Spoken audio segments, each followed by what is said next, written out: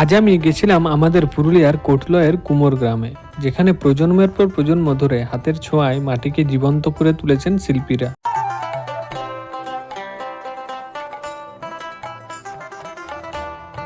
চাকার থেকে নামা আছে তখন এগুলো আমি তৈরি করছি। মানে এটা পারিবারিক পেশা বটে নাকি? হ্যাঁ, এটা পরিবারের। আবার ভিজাই নিয়ে সানতে হয় পায়ে করে। পায়ে করে? হ্যাঁ, সানি নিয়ে আরো ঢেলা করতে হয় বড় বড় নিয়ে। তো আগে তো এই যে মেশিনটা দেখছি আমরা, হ্যাঁ, এটা তো আগে কাঠের ছিল, এখন এখন যে এটা যে মেশিনের হয়ে গেছে, এটা তো সুবিধা হয়েছে অনেক।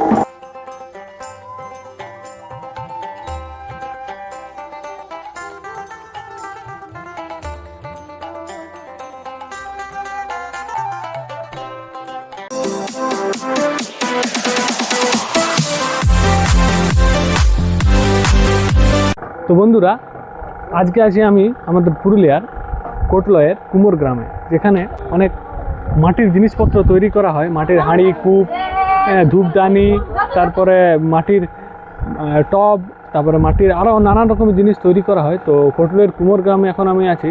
তো এখানে আজকে আমরা জানবো এখানে কিভাবে মাটির জিনিস তৈরি করা হয়, আর কেমন কি খাটালি আছে, কেমন খরচা হয় কিনা, সব কিছু আজকে জানবো আর তোমাদেরকে জানার চেষ্টা করব। আজ আমি গেছিলাম আমাদের পুরুলিয়ার কোটলয়ের কুমোর গ্রামে, যেখানে প্রজন্মের পর প্রজন্ম ধরে হাতের ছোঁয়ায় মাটিকে জীবন্ত করে তুলেছেন শিল্পীরা।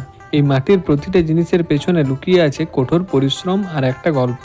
সকাল থেকে রাত পর্যন্ত নিরলস পরিশ্রম, তবুও লাভ খুব বেশি নয়। তবুও থামেন না তারা, কারণ এটা শুধু কাজ না, এটা তাদের পরিচয়, তাদের ঐতিহ্য। চলুন আজ জানবো সেই অজানা গল্প, মাটির মানুষদের জীবন।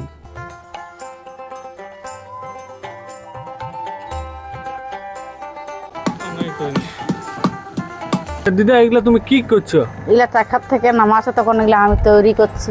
এটা ঠুকছো কেন এরকম? এইটা হাঁড়ি বানাচ্ছি।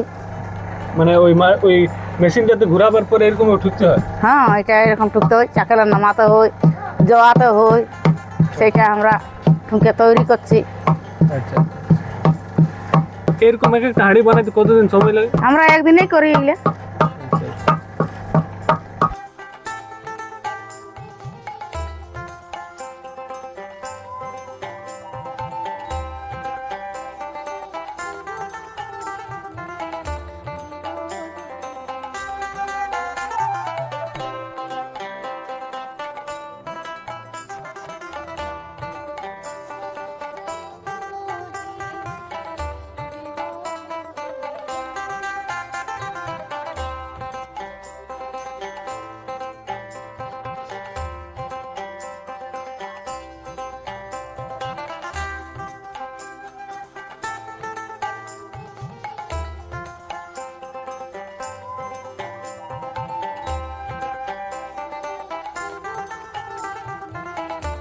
আমার নাম শশক কুমার।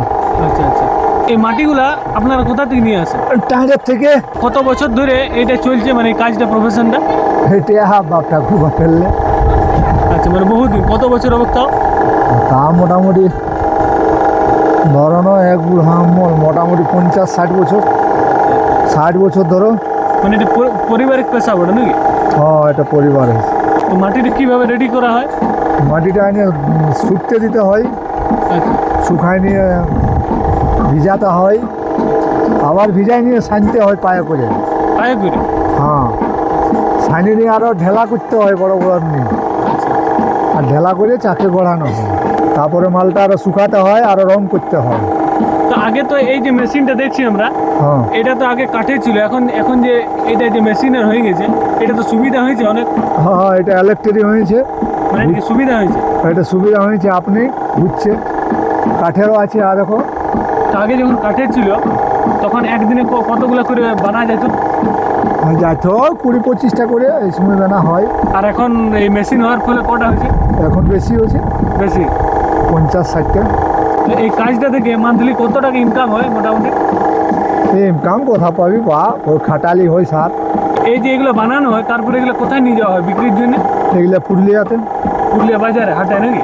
হ্যাঁ, বাজার হাটে পাইকার, আর পুরুলিয়াতে বিক্রি হয়। পুরুলিয়ার ছোট্ট এক গ্রাম কোটলয়। এখানে বাস করেন কিছু মানুষ যাদের হাতের জাদুতে জন্ম নেয় মাটির অসাধারণ সব শিল্পকর্ম। এই কুমোরদের জীবনটা কিন্তু এতটা সহজ নয়। সারাদিনের ঘাম আর অদম্য ইচ্ছা শক্তি দিয়ে তারা গড়ে তোলে মাটির বিভিন্ন জিনিসপত্র, যা শুধু জিনিস নয়, এক একটা গল্প। কিন্তু দুঃখের বিষয় হলো এই শিল্প আজ হারিয়ে যাওয়ার পথে। বাজারে প্লাস্টিক আর মেশিনের জিনিসের ভিড়ে তাদের এই হাতের কাজ যেন দিন দিন কোণঠাসা হয়ে পড়ছে। একবার ভাবুন তো, যে জিনিসটা আপনি কিনছেন সেটা যদি কোনো মেশিন না বরং একজন মানুষের স্বপ্ন, তার পরিশ্রম, তার পরিবারের হাসি হয়ে ওঠে, তাহলে কেমন লাগবে? আপনার ছোট্ট একটা সিদ্ধান্ত একটা মাটির জিনিস কেনা কারো সংসারে আলো জ্বালাতে পারে। তাই যদি সত্যিই চান এই শিল্পটাকে বাঁচিয়ে রাখতে, এই পরিশ্রমের একটু অংশীদার হতে, তাহলে স্ক্রিনে দেওয়া নম্বরে যোগাযোগ করুন। তো ঠিক আছে, ভালো লাগলে লাইক, কমেন্ট, শেয়ার অবশ্যই করে দেবে। তো দেখা হচ্ছে একটা নেক্সট ভিডিওতে। ততক্ষণ জন্য গুড বাই, ভালো থাকো সবাই।